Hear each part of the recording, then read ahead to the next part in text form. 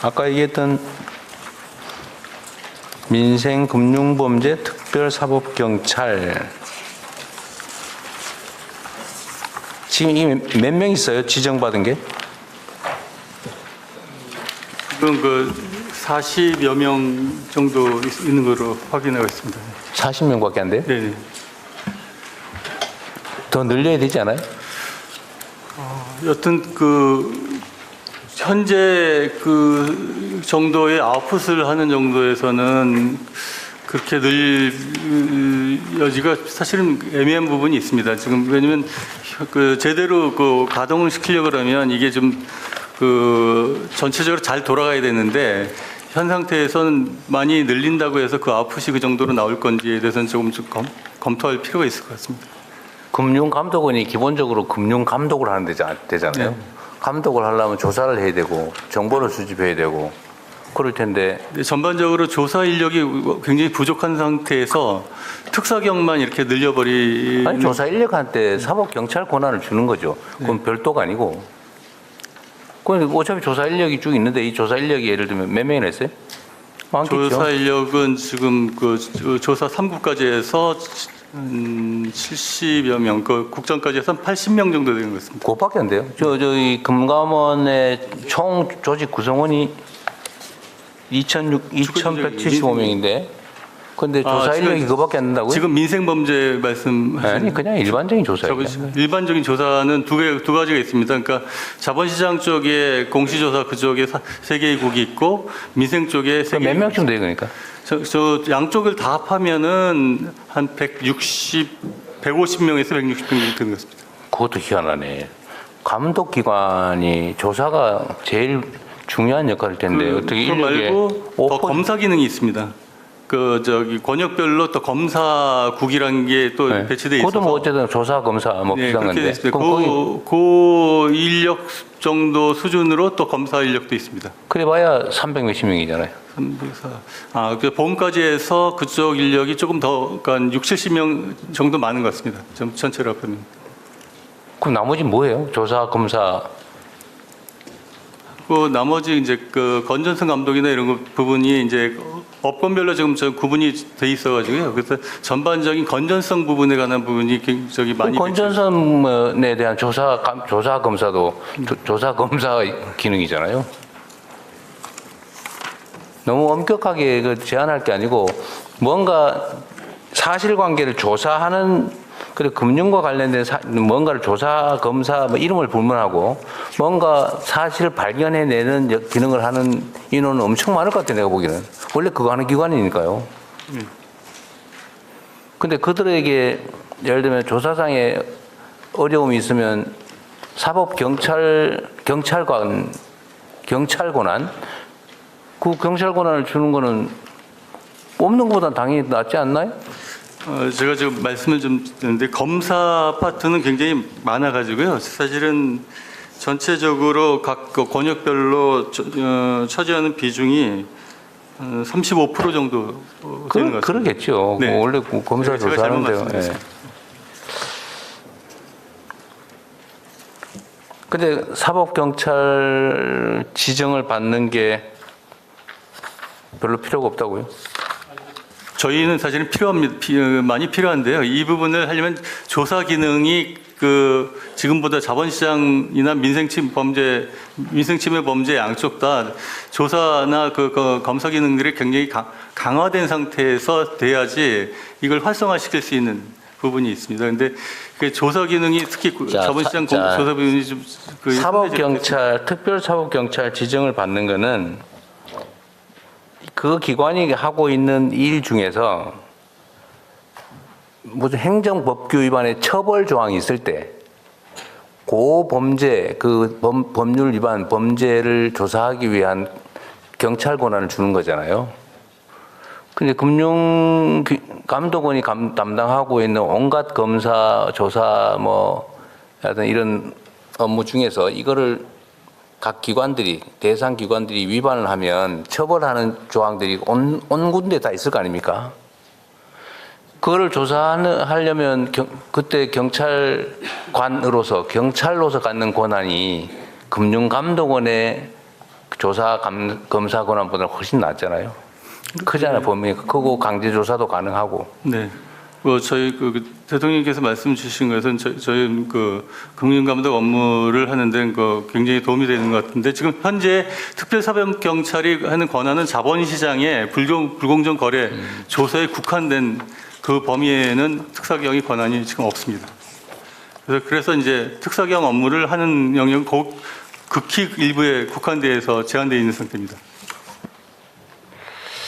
특사경을 지정할 수 있는 게 제한되어 있는 게 아니고 그냥 지정하면 되는 거 아니에요? 저기 그 특사경법의 그 근거 조항을 더해야 되고 그 권한을 그 조항에 관련 조항을 더해주면 가능합니다. 특사경법에다가 어디 법 예, 예. 이렇게 지정을 해줘야 되는 네. 거예요. 근데 그게 없다는 거예요. 예, 자본시장법에 그 해당 조항만 저희한테 부여되어 있습니다. 그러니까 좀 넓혀야 된다. 그것도 필요하면. 한다면은 뭐 가령 업권별법에 관해서 조사 그 특사경 권한 그러면 주신다면 거기 특사경의 어떤 범위에 특사경이 필요한지 좀 추가할 필요가 있는지, 그다음에 두 번째로 어느 정도로 기존 인력에게 특별사법경찰 권한을 추가로 부여하는 거기 때문에 어느 범위에 필요한지, 세 번째로는 인지 권한이 없다고 하는데 그러면 인지 권한이 없으면 수사를 못 하는데 인지를 해야 수사를 할 거 아니에요. 내사밖에 못 한다. 뭐 내사라도 할 수 있으면 다행이긴 한데 저는 그 세 가지 주제에 있는 것 같은데 그 내용을 정리해서 총리실로 보내주세요. 네, 알겠습니다. 네.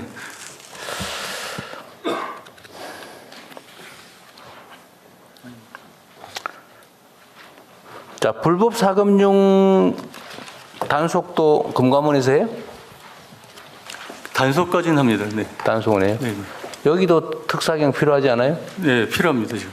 특사경 지정받은 인력이 있어요? 없습니다. 이것도 법을 신설해야 됩니다. 해당 조항을. 특사경으로 그거는 이 사금융은 특사경 조사 대상이어서 내가 경기도에 있을 때 우리 공무원들 지정받아서 했는데 네. 그럼 지정만 하면 되는 거 아니에요? 법을 고치는 게 아니고. 그것도 이제 특사경으로서 수사권을 받으려면은 그 특사경법에 해당 조항을 지금 넣어야 되는 상황입니다. 특사경법에 무슨 법 위반에 대해서 특사경을 지정할 수 있다고 이런 식으로 돼 있지. 무슨 법 위반에 대해서 금감원에 할 수 있다 이런 조항은 필요 없고 그건 검사가 지정만 해주면 되는 거 아니에요? 특사경법에 보면 불법 사금융 대부업 위반은 있지. 예, 있습니다. 광역, 지방, 지자체의 몇 급 공무원 이런 식으로 한정이 되어 있기 때문에 어디 감독원을 대상 하려면 기관. 그 조문을 고쳐야 됩니다. 대상 기간도 특정이 돼 있어요? 예, 그렇습니다. 그럼 그것도 고쳐야 되겠네요. 이제 불법 사금융 단속도 좀 강화를 해야 될 겁니다. 그건 지방 정부들이 좀 하면 좋은데 잘 못하는 것 같아요. 금감원에서 좀 준비해서 하십시오.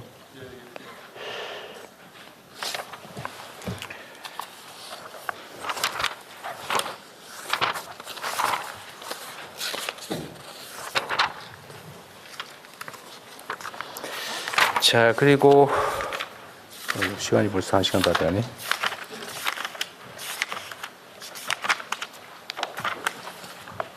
금감원이 하는 일 중에 43페이지의 라항을 보니까 금융회사 지배구조 및 내부 통제 강화 등을 통한 책임 경영 유도 이런 것도 있네요. 그래서 금융회사 지배구조 투명성 제고도 정책 목표고 운영 지주 등 CEO 선임 절차 등을 점검하고 미흡 사항에 대해서 지배구조 개선 TF를 통해서 제도 개선을 주장하겠다. 제도를 뭐 개선하겠다. 이것도 금감원의 업무 중에 일부인가 보네요. 네. 그런데 요새 저한테 투서가 엄청 들어오거든요. 뭔 은행에 뭘 뽑는 데더라. 뭐 행장을 뽑는 데나 뭐 이랬다. 누구는 나쁜 사람이고 뭐 누구는 거기다가 이게 선발 절차에 문제가 있다부터 막 엄청나게 쏟아져 지금. 우리 비서실장한테 안 들어오세요? 많이 들어요. 정책실장도 많이 들어오죠. 보통은 다 같이 보냅니다. 어떻게 한다고요? 보통은 동시다발적으로 다 보냅니다. 아 그래? 대통령 때 보낸 것들의 대부분은 비서실장이나 저한테도 옵니다. 그런데 그 주장들이 그 단순한 경쟁 관계에서 발생하는 뭐 음해나 이런 것이 아니고 상당히 타당성이 있는 측면들이 있어요. 예를 들면 똑같은 집단이 소위 이너서클을 만들어가지고 돌아가면서 계속 해먹더라.